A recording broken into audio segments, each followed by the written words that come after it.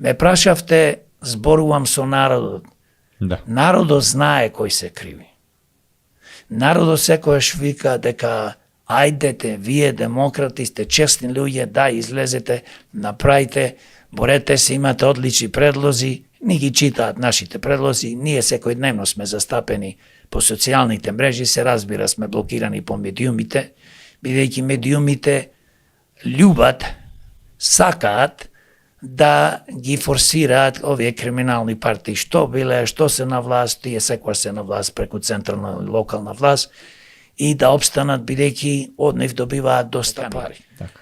Значи, тука имаме од 1991, почнувајќи од Бранко Црвен, човекот кој што е прочуен со најлошата приватизација со неговите пријатели, другари и криминалци, направија таква приватизација од државна префрлија на одредена мала група на луѓе кои што станаа супер богаташи, олигарси. И тоа е трагедија навидена.